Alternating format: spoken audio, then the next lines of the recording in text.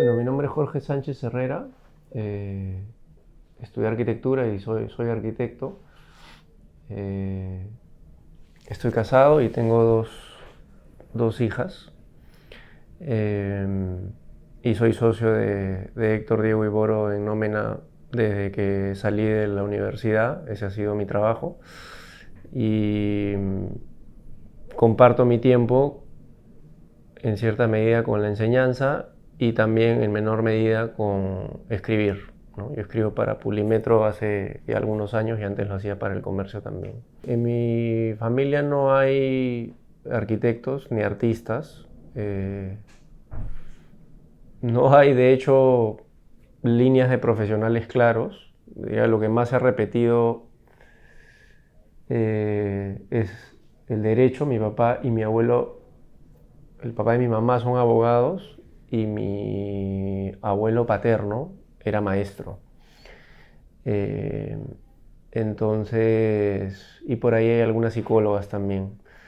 De hecho, son algunas carreras que yo consideré mucho antes de la arquitectura, ¿no? Eh, Porque creo que siempre me sentí más, más afín a las letras. Eh, mi primera opción, y de hecho entré a la academia para entrar a la Universidad Católica y estudiar ingeniería mecánica. En el camino antes de dar el examen en la universidad, me decidí a estudiar arquitectura, seguramente por un montón de razones, pero tengo marcados dos momentos claves, o sea, claros, digamos, más que claves, ¿no? El primero es una charla en mi colegio. Invitaron en un momento a todos los papás profesionales para que conversen con los hijos, ¿no? O los compañeros, digamos. Entonces tú elegías la carrera que te interesaba y te sentabas en una mesa con otros tres que tenían el mismo interés y el papá era abogado, médico, lo que sea. Y yo creo que elegí psicología, ingeniería mecánica y algo más, no me acuerdo. Creo que no fue arquitectura. Y en ese momento uno de ellos dijo, miren, estudien lo que crean que van a disfrutar durante esos 5 años, porque es un montón de tiempo y no saben a qué se van a dedicar después. No necesariamente van a terminar trabajando en esa idea que ustedes tienen de la profesión. Entonces, la primera decisión debería ser en qué o sea, qué tanto voy a disfrutar esos 5 años. Entonces ahí yo, digamos que descarté la ingeniería mecánica y al toque volvió a mí la idea de la arquitectura, porque yo siempre he sido muy manual, o sea, me encantaba el arte, de hacer cosas, típica de Lego, desarmar cosas. Entonces dije, hacía maquetas en el colegio siempre, desde chiquito hacía maquetas para cualquier trabajo. Además mi mamá, que además también es muy manual, muy hábil en manualidades, me ayudaba. Entonces esa parte yo nunca la había asociado con querer estudiar algo, ¿no? Pero ahí dije, o empecé a pensar, oye, ¿por qué no disfrutas esos 5 años y ya después ves, ¿no? Y después también en esa época mis papás estaban buscando una casa para mudarse y veíamos un montón de casas y a mí me gustaba mucho ir a verlas y ver los planos incluso, o sea, ver los planos de posibilidades de remodelarlas, ¿no? Y en una de esas empiezo a decirles a mi papá, ¿no? Oye, ¿por qué no hacemos esto y tal? No sé qué. Y mi hermana me ve y me dice, que ya estudiaba psicología en esa época, y me dice, oye, tú deberías ser arquitecto. Y la primera vez que alguien me lo decía, ¿no? Entonces me dejó pensando eso, después hubo la charla esta que te digo, y esas dos fueron las cosas que me comenzaron a hacer pensar en estudiar arquitectura, ¿no? No en ser arquitecto todavía, porque la verdad es que no tenía la menor idea de lo que me estaba metiendo, al no tener una referencia familiar cercana, como seguramente tenían otros, ¿no? Tenía miedo de entrar porque nunca dibujé bien, ¿no? Habían esos mitos de que tenías que dibujar bien y de que tenías que ser bueno para los números. Y a mí, si bien me gustaban los números, era mucho peor para los números que para las letras, ¿no? Todavía creo que soy así.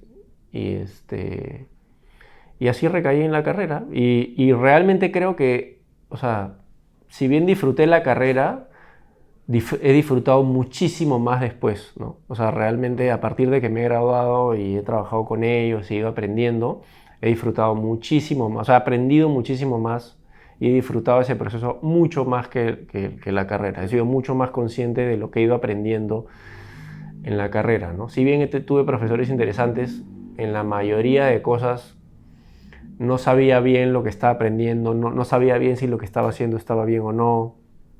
Si bien no me fue mal en la universidad, digamos, creo que es porque era aplicado, no necesariamente porque tenía una pasión por lo que estaba haciendo en ese momento, ¿no? Bueno, nací en Lima, nací en el hogar de la madre, en Miraflores.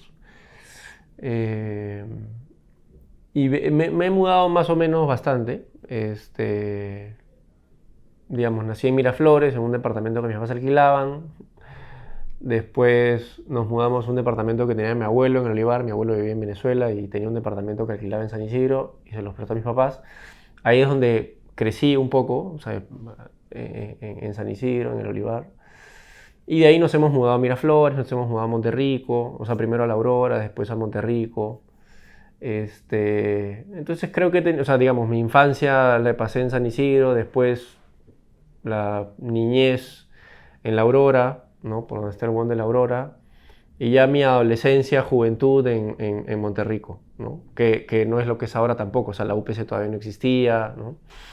Era mucho más rural, ¿no?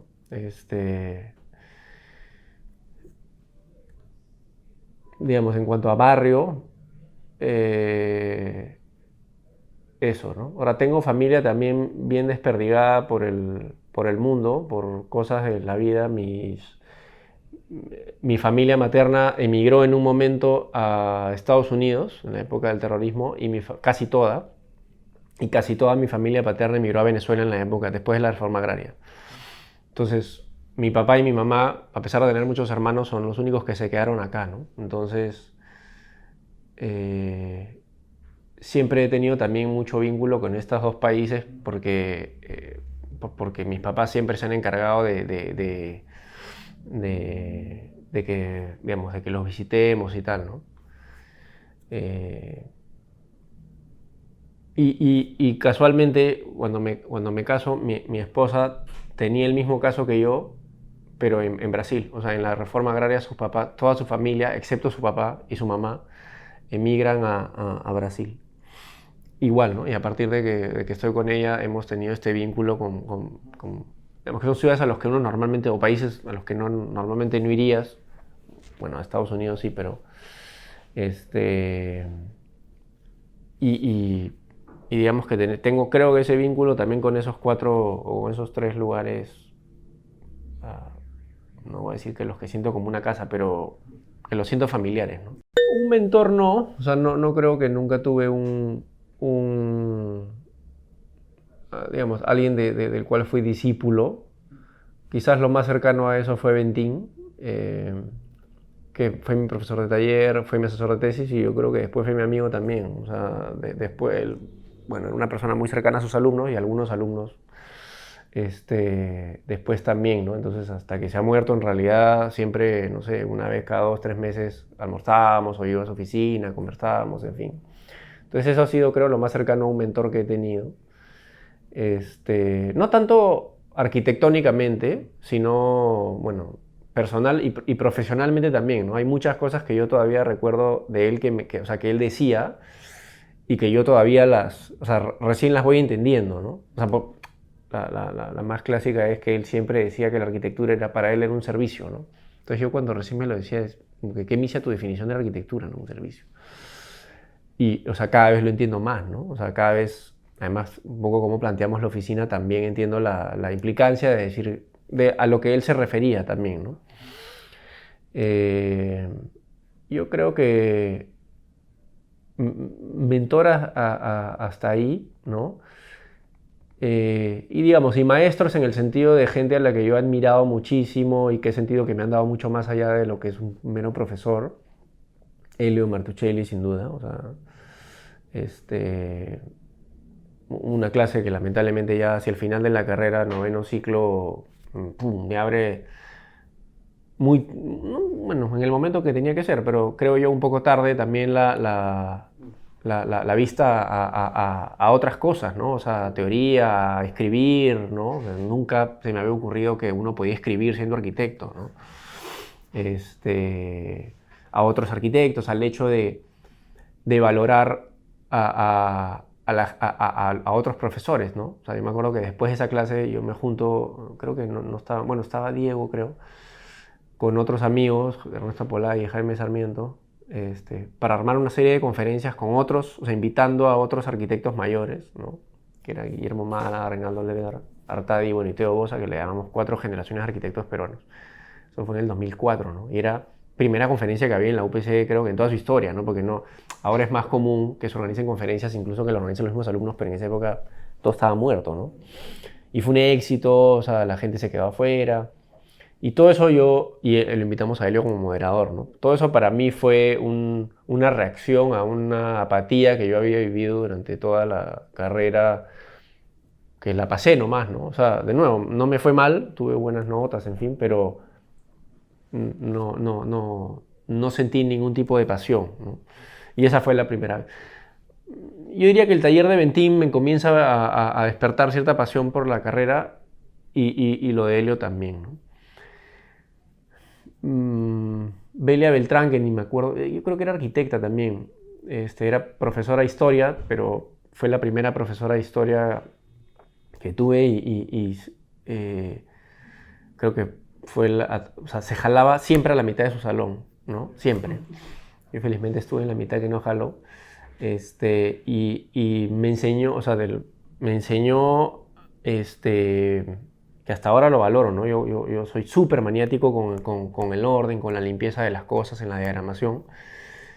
Y creo que bien, bueno, obviamente también vendrá de otras cosas, ¿no? Pero si tengo que mapear a alguien en la universidad que enseñaba eso, era ella, ¿no? A pesar de que era una profesora de historia, nos obligaba a hacer como unos brochures que eran cada trabajo, que eran unas recopilaciones de fotos o cosas que uno iba encontrando de planos o de dibujos de, no sé, pues de las pirámides o de Roma, Egipto, Grecia, en fin. Pero lo loco era que, digamos, tú ponías una imagen y en esa época pues lo tenías que escanear, lo hacías con disquete, no era bien precario. Y era una chamba hacerlo bien, ¿no? Entonces ella, si te veía una cosa girada o si te veía una cosa manchada, te destruía, ¿no? Entonces te obligaba a hacer algo realmente pulcro, a pesar de que no era un curso de taller, ¿no? Entonces me parecía que era un mensaje bien importante, como que un curso bien holístico, ¿no? Que te enseñaba historia, te enseñaba teoría, pero también te enseñaba rigor, ¿no? Entonces, igual un poco que la clase de Helio, ¿no? Entonces, algo que después me he dado cuenta en la maestría, que no pasaba en la universidad, ¿no? En la universidad era taller, matemáticas, historia y estructuras, ¿no? Y nunca tú veías que tenías que hacer las mismas cosas, o sea, que tenías que cruzar información, ¿no? Y esas dos clases para mí sí fueron una especie de comunicación, de transversalidad, digamos, del conocimiento, ¿no? Y en la maestría después lo vi mucho más claro, ¿no? Y en la maestría sí tuve, no un mentor tampoco, porque no creo que dio tiempo para realmente generar una química de ese tiempo, porque fue un año y medio, pero sí tuve un maestro claro, que además para mí ha sido quizás la influencia más importante profesional que he tenido, que fue mi tutor de tesis, que fue Lawrence Barth, ¿no? Que en la maestría habían 3 directores, un arquitecto, Hugo Hinsley, Jorge Fiori, que es sociólogo, y Lawrence Barth, que era geógrafo. Entonces, bueno, Larry, digamos, él decía siempre que era un arquitecto frustrado y que Hugo más bien era un sociólogo frustrado. Hugo era arquitecto. Y él, bueno, digamos, era sociólogo, pero había estudiado una maestría en UCLA de arquitectura, ¿no? Entonces, el tipo sabía más arquitectura que cualquiera, ¿no? Pero no dibujaba nada, y no desde un punto de vista de diseño en el sentido de como lo vemos nosotros, pero sí tenía una forma de tejer teoría con diseño, bien bacán. Y además la maestría en general tiene un discurso Es una maestría de urbanismo, pero tiene un discurso muy arquitectónico. O sea, de hecho, lo que ellos venden como la gran gracia de la maestría es aplicar la inteligencia arquitectónica al urbanismo, ¿no?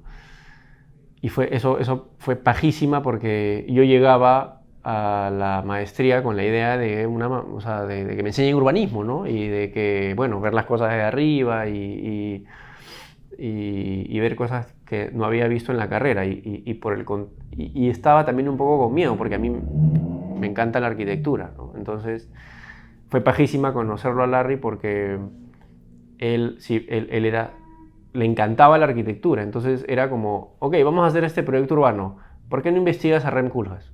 ¿O por qué no investigas este proyecto de Sanao? ¿Por qué no investigas este proyecto de Port St. Park? ¿No? Entonces tú decías, ¿pero qué tiene que ver este edificio con que yo haga un plan maestro para esta, o resuelva, o piense en esta zona urbana? No entiendo. Entonces, o sea, un año costó que entienda eso, pero fue monstruo, ¿no? Y creo que es la base de lo que yo enseño ahora y de la forma que tengo que ver, de la forma creo que tengo para ver y que creo que también impregnado un poquito en la oficina de ver la arquitectura también, ¿no?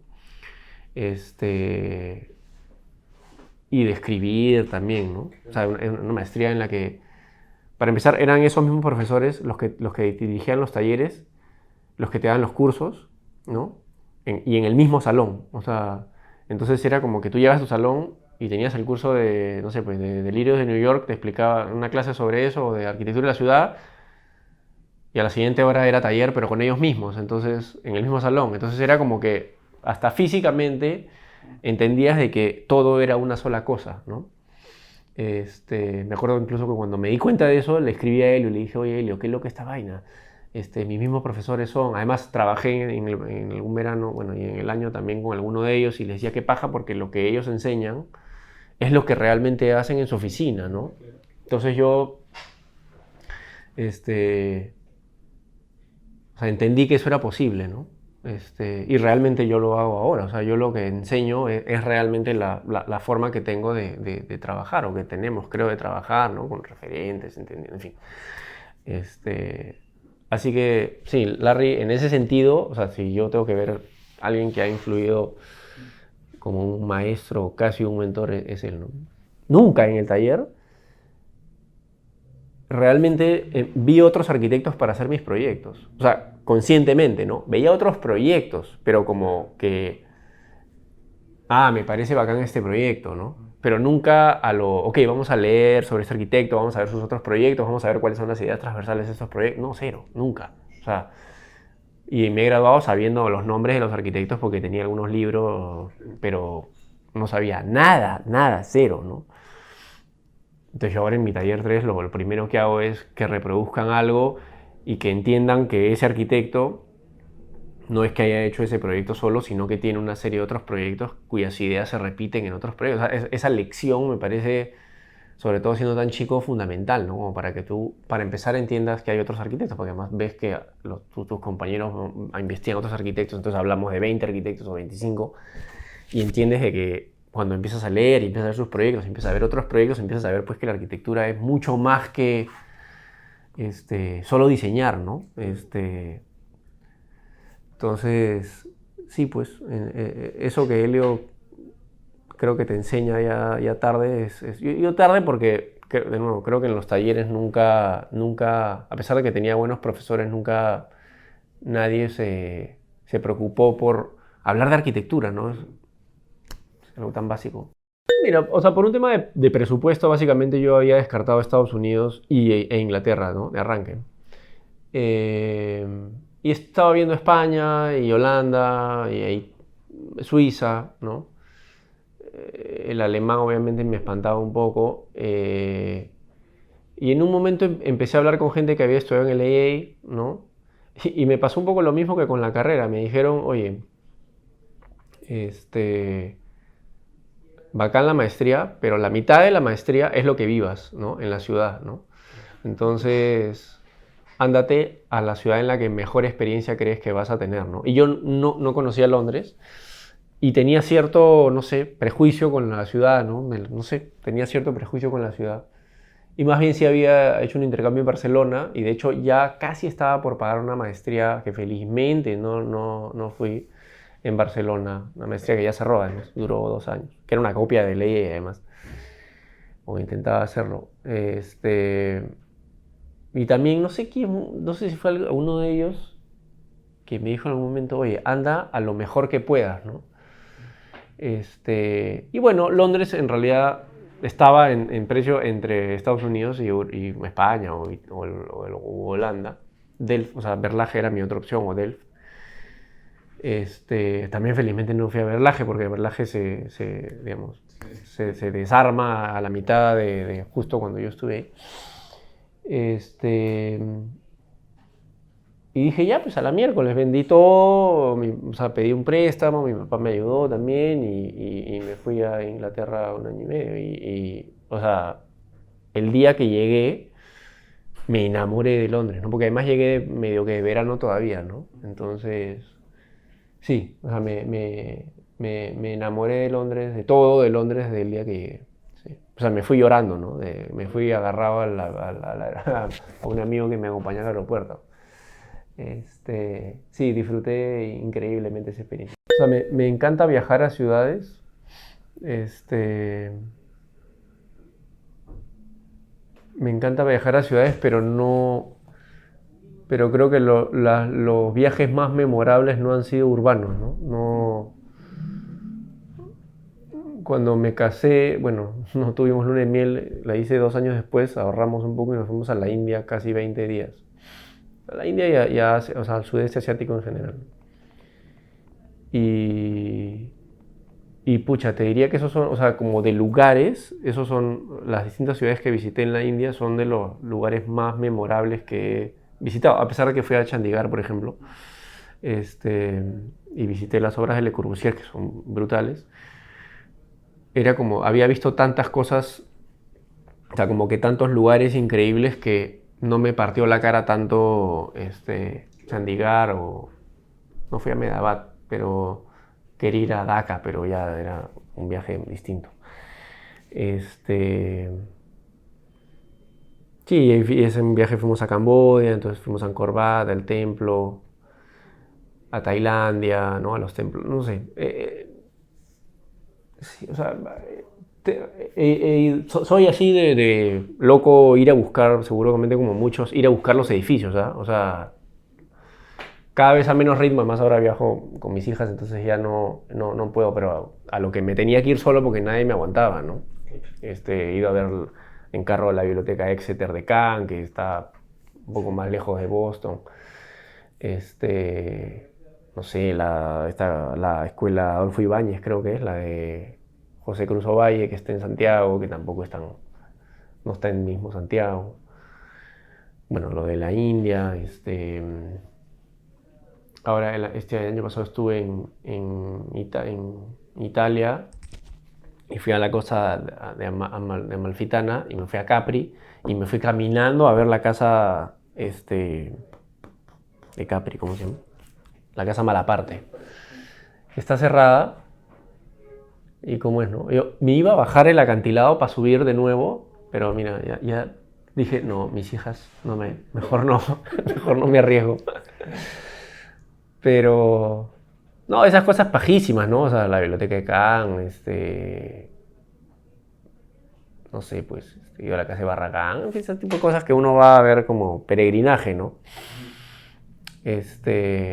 Y he ido a varias de esas, pero creo que o sea, son más como que las experiencias de los lugares,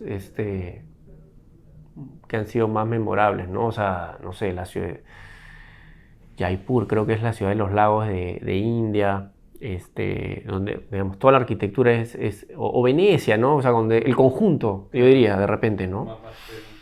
El conjunto, sí, sí, sí, sí, sí. Y tú sabes, sí, ahora que lo pienso, o sea, Londres, por ejemplo, es una ciudad en donde no encuentras,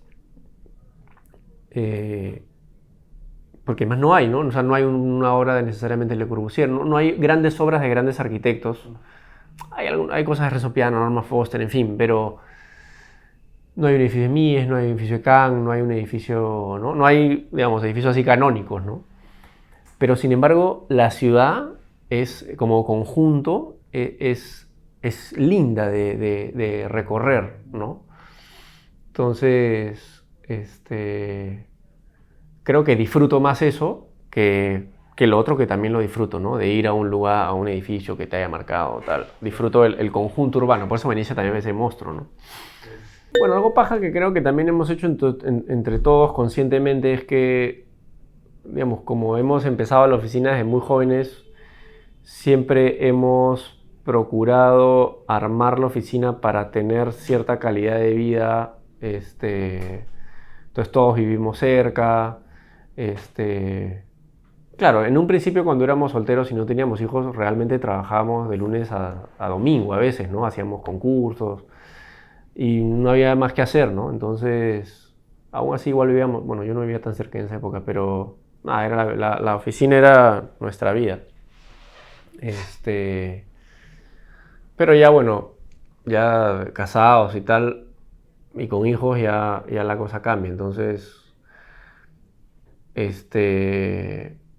nada, me levanto, tomo desayuno normalmente en familia.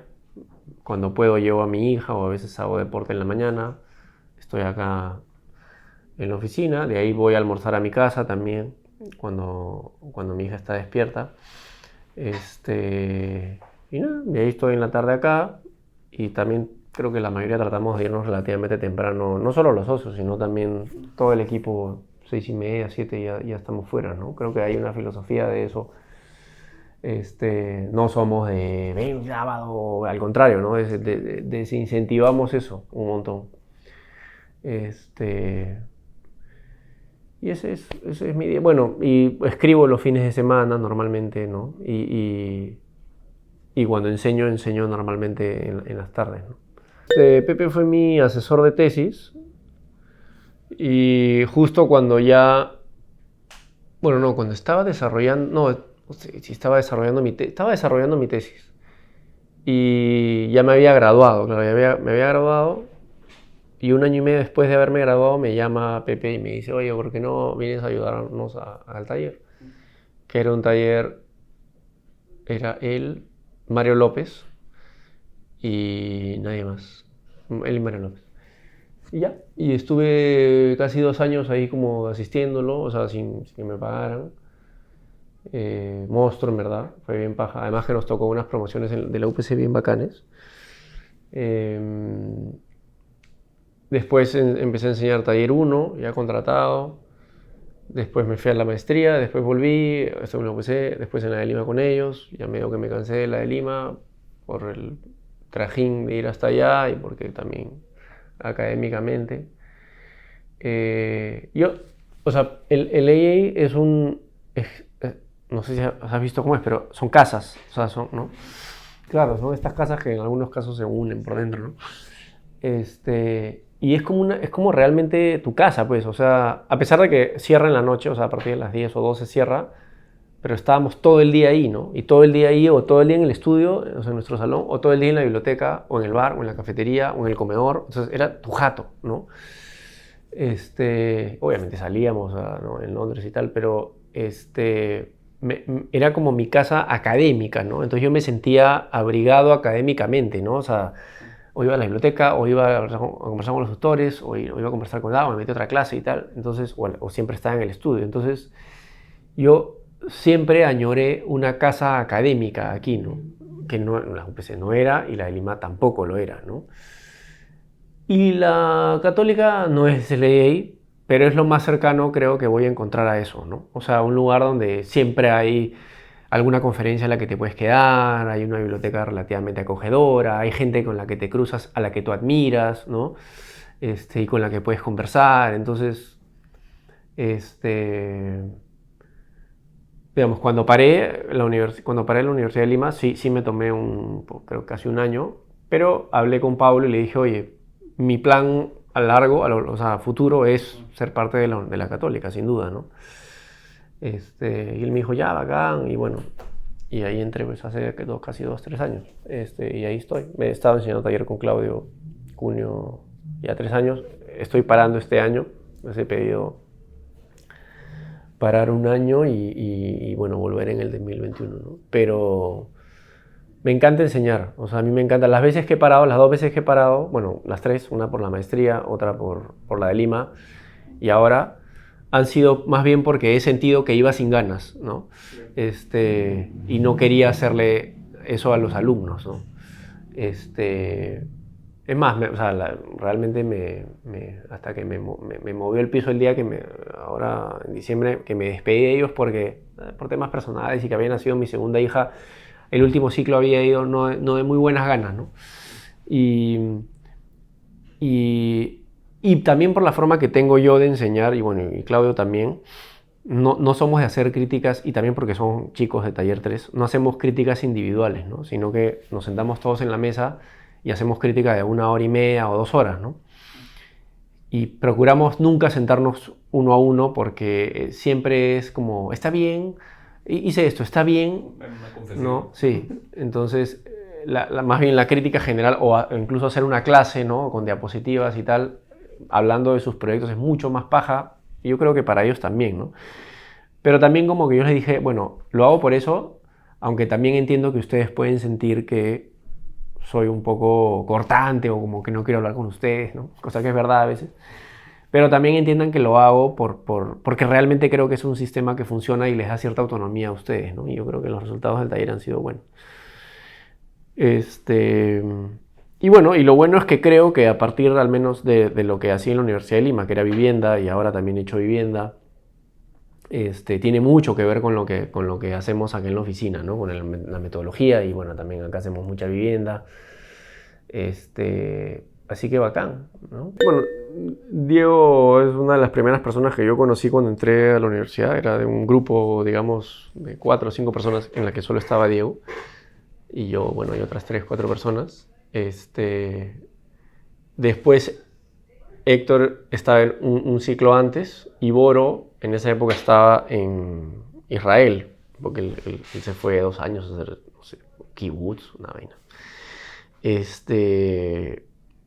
Y ya, pero a partir de tercer ciclo ya más o menos nos vamos emparejando, segundo, tercer ciclo, y a partir del segundo, tercer ciclo ya Héctor, Diego y yo llevamos todos los talleres juntos. Y ahora lo conocimos en taller 4 y creo que ya también llevamos casi todos los talleres juntos. Y muchas veces, la mayoría de veces hacíamos grupos juntos, hicimos un viaje que tiene la UPC a Oklahoma, ahí también, digamos, ya nos hicimos más amigos. Y siempre, digamos, éramos también, creo que, de los mejores alumnos de los talleres, entonces siempre había una compenetración o hacíamos grupo naturalmente, digamos, ¿no? Y bueno, nada, en último ciclo empezaron a salir las típicas cositas que te piden ampliación, esto, remodela esto. Y yo le dije a Héctor para hacer una cosa, y de ahí salió otras cosas, y dijimos, oye, ¿por qué no alquilamos una oficina para hacer la tesis? Éramos 6 en esa época, o sea, estaba también Daniel Yep, y yo traje a la oficina que también había estudiado con nosotros, pero era todavía súper amigo mío de mi colegio, Patricio Bryce. Entonces empezamos 6. Y nada, empezamos trabajando cada uno trayendo lo que había, ¿no? Nada, o sea, lo que sea, ¿no? Pero sí, desde el día 1 nosotros empezamos a pagar la oficina, ¿no? O sea, con el trabajo de la oficina. Nunca nadie, o sea, nunca hemos pedido plata prestada, ni a nuestro papá, ni a nadie, para sostener la oficina. La oficina siempre fue autosostenible, digamos, al menos en sus gastos fijos, ¿no? Obviamente, no sé, 10 años en los que a veces no hemos cobrado y típicas cosas de oficina de arquitectura, pero siempre fue así. Y la oficina, digamos, ha tenido distintas formas de funcionar, pero en su esencia siempre ha funcionado como una plataforma de conocimiento común, en el que cada uno de sus miembros se ha encargado de empujar el carro con todas sus fuerzas y a su manera, ¿no? Sacrificando un montón de cosas individuales como el reconocimiento individual, por ejemplo, ¿no? Que además es muy de la formación, ¿no? Muy de la deformación. O formas operativas de lidiar con la gente, o de cobrar, o de acercarse a un cliente, no sé, cosas, ¿no? A los que uno tiene que ceder, ¿no?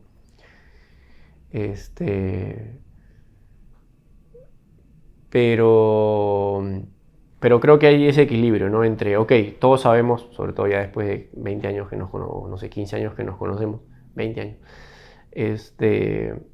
todos más o menos tenemos claro las cosas en las que hemos cedido y las cosas en las que es importante que sigamos siguiendo individuos, porque esas fortalezas son las que hacen que la oficina, en ciertos momentos, yo los jalo a todos, o en cierto momento Héctor nos jala a todos, o en cierto momento Diego nos jala a todos, ¿no? O sea, desde trabajo o de una cosa que tú organizaste porque tú lideraste esto, ¿no? Y lo bueno es que siempre cada una de estas jaladas de fuerzas, sobre todo individuales, digamos, nunca a nadie se le ha cruzado por la cabeza decir yo, ¿no? O sea, hacia afuera, ese soy yo. No, no, no. A pesar de que mucha gente de nuevo, por la deformación de arquitecto nos preguntaba, ¿y esto quién lo hizo, no? ¿O quién hizo el libro? ¿Quién hizo esto? ¿Quién hizo la terapia? ¿Quién hizo esto? Y siempre hemos tratado, bueno, la columna obviamente sale con mi nombre porque sale mi foto y es una columna, digamos, de opinión personal, ¿no? Pero, digamos, una de las cosas que yo le dije a Publimetro era que tenía que salir el nombre de la oficina, que es como sale ahora, ¿no?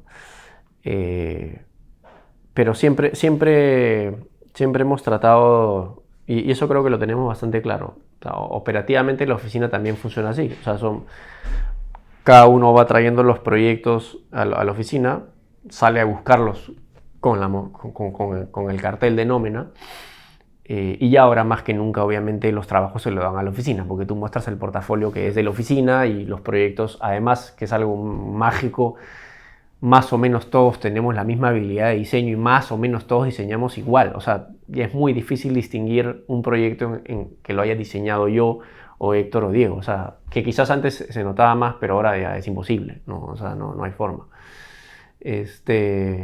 Entonces eso es bien paja, porque pasa una página que estoy seguro que para muchos sería muy difícil, lo más difícil de agruparse con otros arquitectos, ¿no? Porque es como que no, yo voy a diseñar así, no, tú te peleas. Entonces es muy difícil trabajar en grupo, evidentemente, profesionalmente, ¿no? Yo creo que nadie vaticinaba más de un año de nosotros. Nos lo decían en las entrevistas que hacíamos en composición, decían, ¿6? No hay forma, no, usted más de 2 ni hablar, más de 3, ¿no? Y bacán, o sea, creo que hemos logrado hacer algo que es bien sui generis, ¿no? Y el hecho de que seamos también bien distintos hace que la oficina pueda ser reconocida por las cosas que es, ¿no? O sea, el hecho de que tú puedas decir que de Nómena tiene una columna en Polimetro, o que Nómena ha hecho este libro, o que Nómena también ha hecho Simularia, o que Nómena va a esta conferencia, o, ¿no? O está o sea, está en Capeco, está en Mi Vivienda, está en la Bienal de Pamplona, ¿no? Es como una cosa rara, es como, otras veces nos los han preguntado, ¿cómo hacen todo esto, no? Y yo creo que la clave es esa, es una plataforma en la que tú estás y sabes cuál es tu impuesto, digamos, para pertenecer al grupo, pero también tienes hasta cierto punto plena libertad para acelerar todo lo que tú puedas, ¿no? Claro. Jalando a todos, ¿no?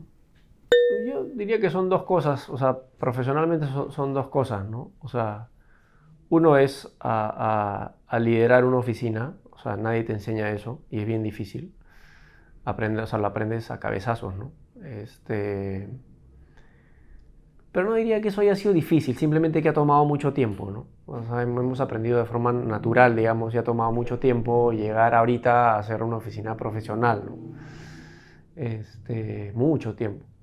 Entonces, eso, más que difícil, ha tomado mucho tiempo. Eh, yo diría que profesionalmente, quizás lo que te comentaba con respecto a lo que para mí es el output de la maestría, que es entender de que todo es una sola cosa, ¿no? Este, eso ha sido lo más difícil, ¿no? O sea, entender de que uno puede escribir, uno puede enseñar, uno puede diseñar y uno puede hasta mirar las cosas de una forma y todo tiene un mismo digamos, modo de operar o una misma filosofía detrás, ¿no? Eh, no creo que estemos, o sea, yo al menos personalmente no creo que y creo que los demás están en la misma situación todavía, en la situación de decir, no, hoy día todo, o sea, soy consecuente con todo lo que hago, no, pero, o sea, profesionalmente hablando, pero sí creo que cada vez estamos un poco más cómodos, en que cuando hacemos algo que está fuera de lo estrictamente o sea, de diseño, ¿no? De oficina, estamos más cómodos entendiendo de que cómo esto se relaciona con el resto ¿no? Esta charla. El otro día, por ejemplo, vi una charla que había hecho Diego para Capeco y te dije, su madre, qué tal nivel para haber eh, captado la esencia de lo que hemos enseñado, de lo que yo he escrito, ¿no? en Pulimetro y de lo que hacemos como proyectos, ¿no? O sea, era que paja realmente ver eso como síntesis, ¿no? Entonces, eso creo que es lo más difícil, porque además creo que muy pocas oficinas, porque no son 4, y porque creo que nosotros somos bastante inquietos en el sentido de que siempre estamos queriendo hacer cosas, ¿no? Cosas extracurriculares, digamos.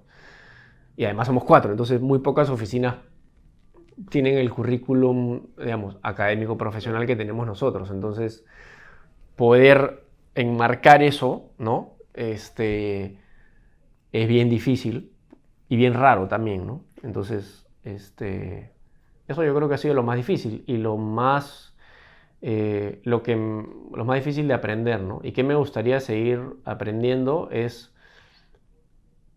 o sea, para mí personalmente, y bueno, yo creo que ellos están en la misma línea